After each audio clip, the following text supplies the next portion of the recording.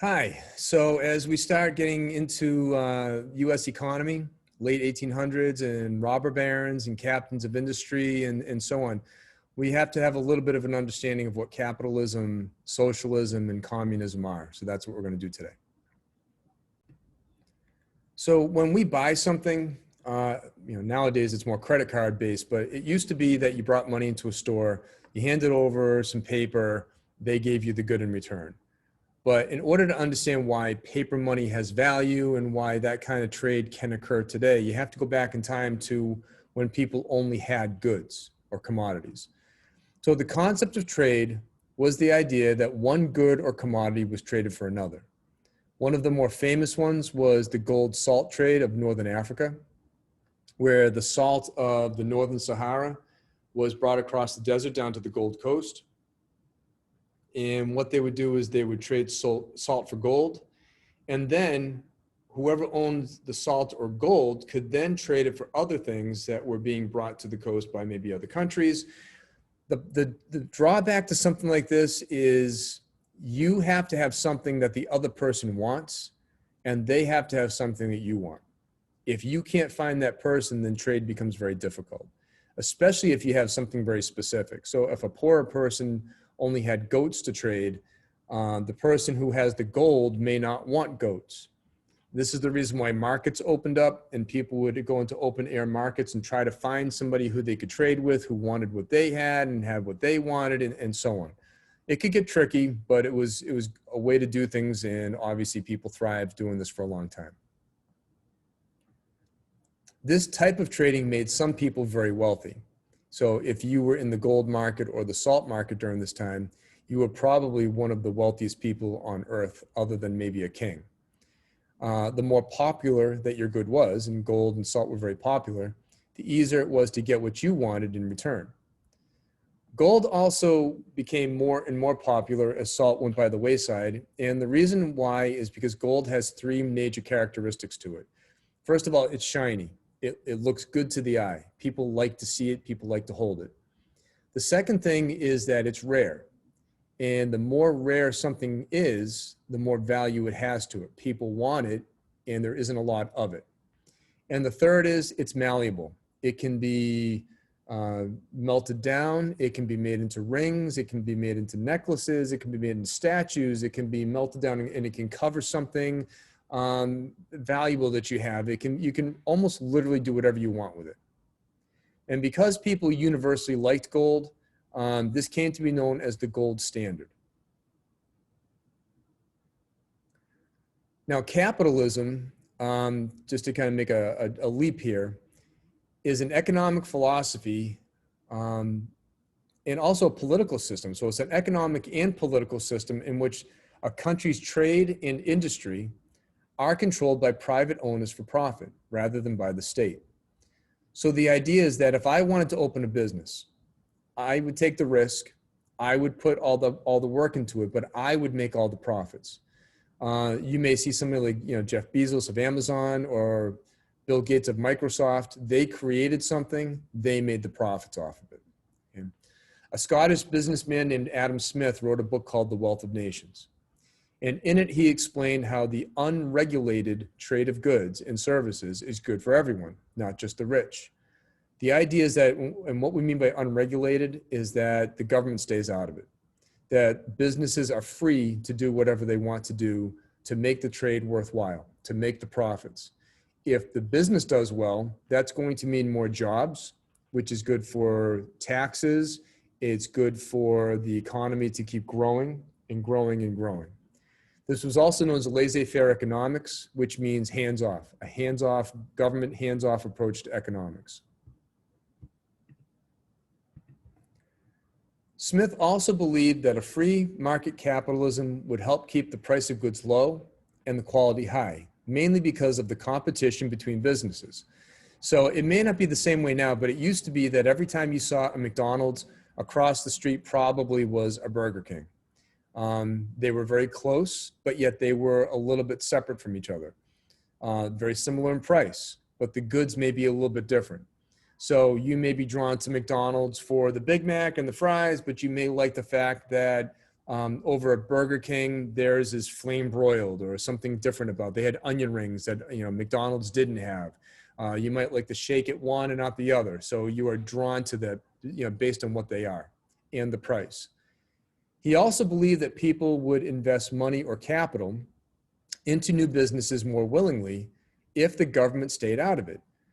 Government has its place, but a lot of times when government gets involved, it stifles things. It kind of holds things back, and that's not good for business. If people want to put their money into something, they want it to be somewhat unregulated to go out and make more money for them. That's like being involved in the stock market.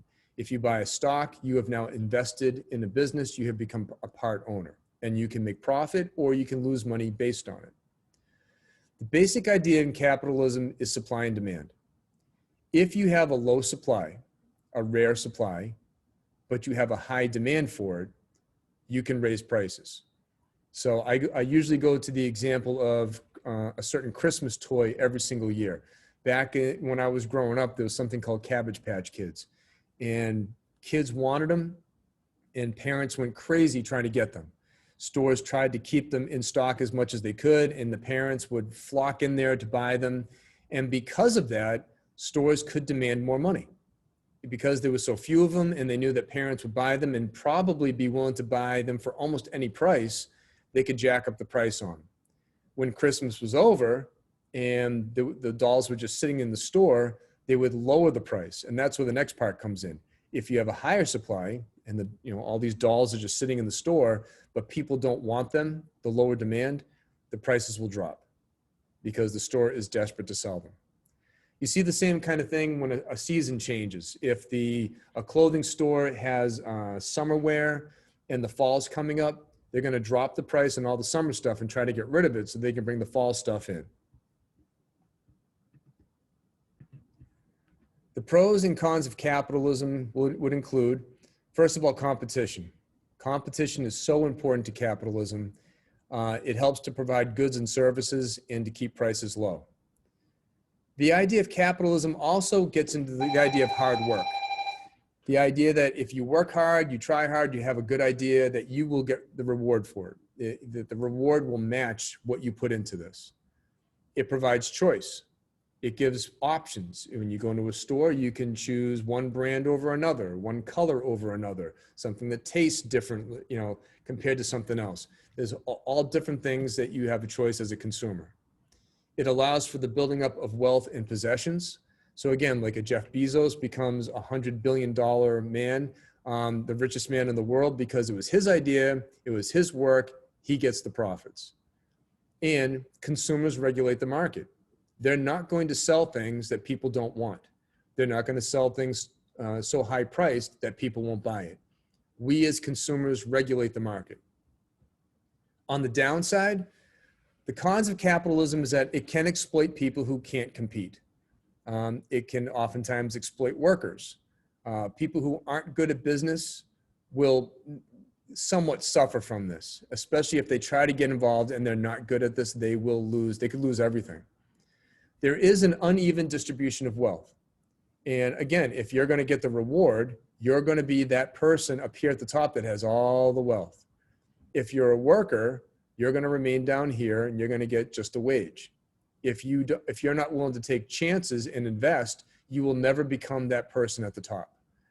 Over time, we will create a middle class, but that's not going to be too much later. It creates a money-oriented society. And this can be a problem.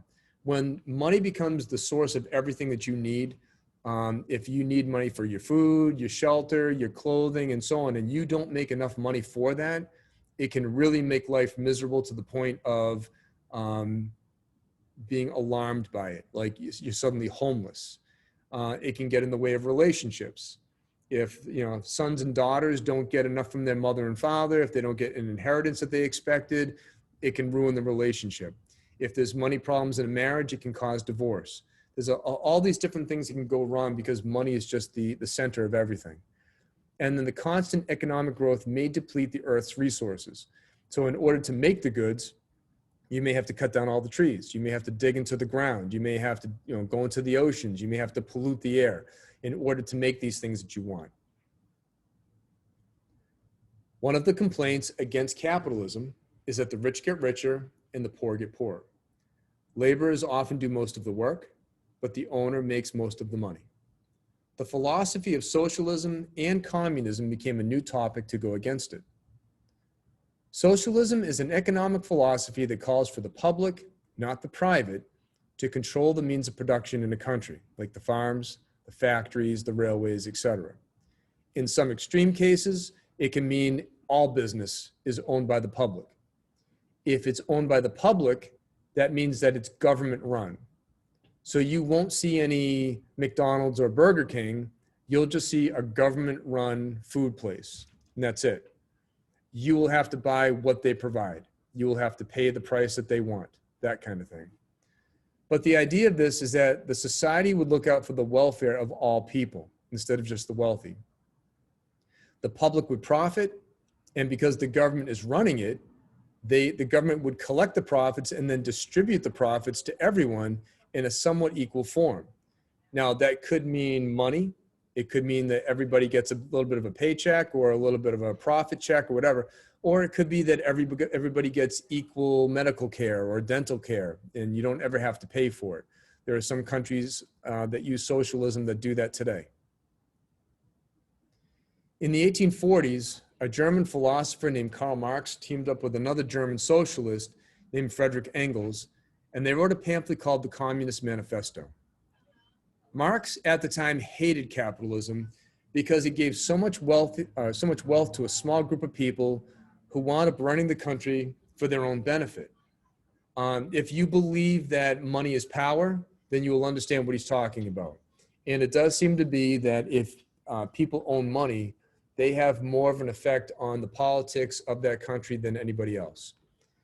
He did believe that the working class, known as the proletariat or the have-nots, and the wealthy class, the bourgeoisie or the haves, would compete in a class struggle.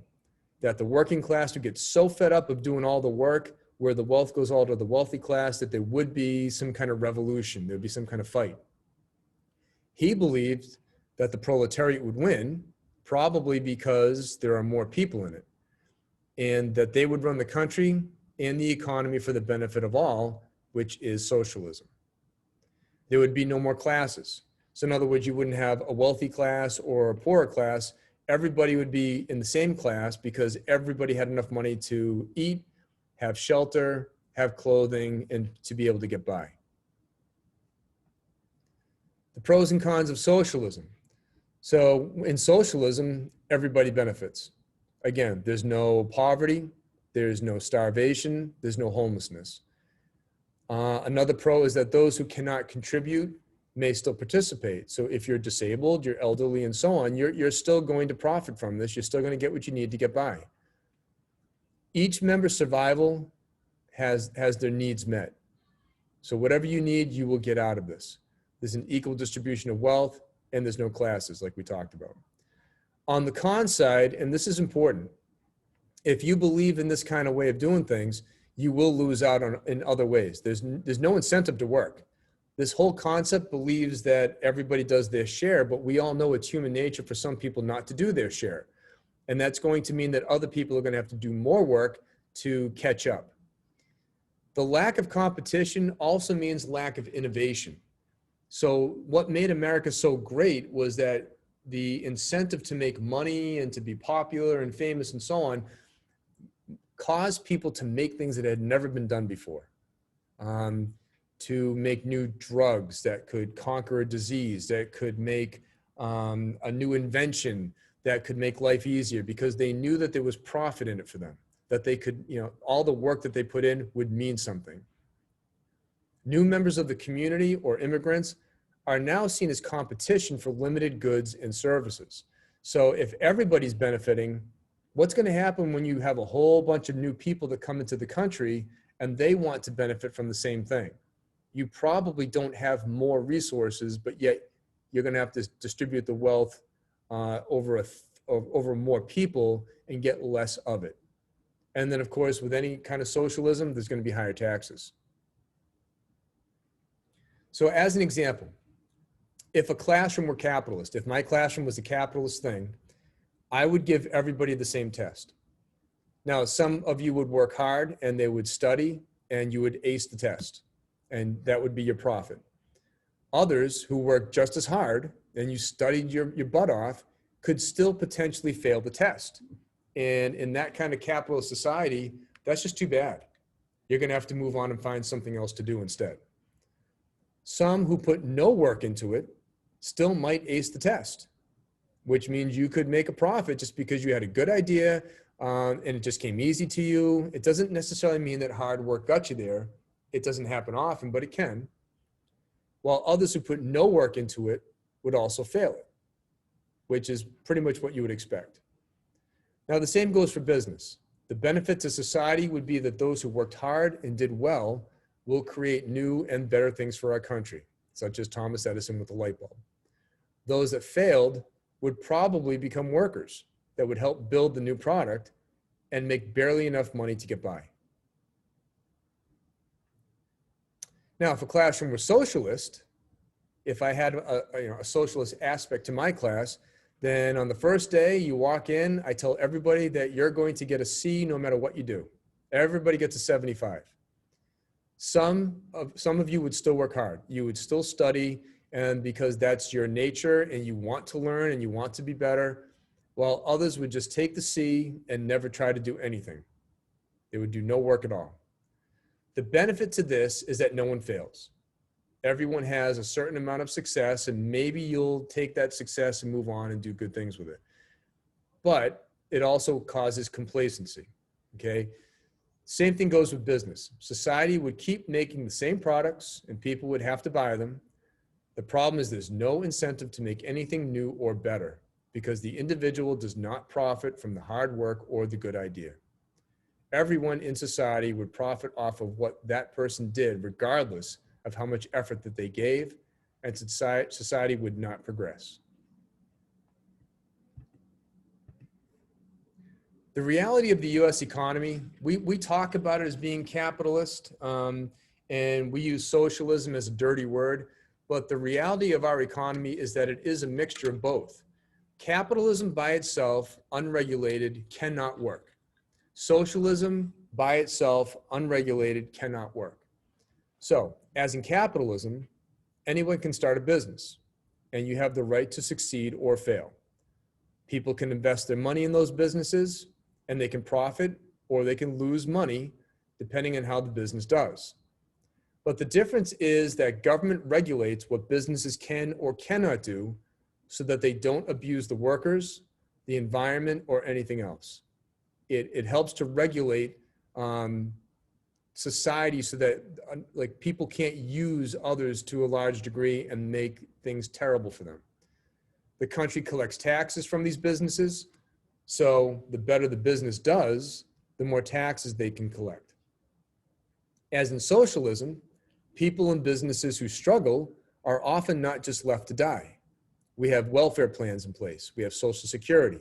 We have Medicare, Medicaid, public education, the Postal Service, and subsidies for businesses that are all examples of how everyone pays in to create something that all can use to their benefit. The combination of these capitalist factors and socialist factors has worked for quite a bit of time. The system is not perfect, but it is a good balance of the two, which benefits the most. And now that we understand a little bit about that, we can get into the growth of industry, the effects of industry, and the robber barons, and so on. So we'll stop it there, and we'll continue on with the next one. Thanks for listening.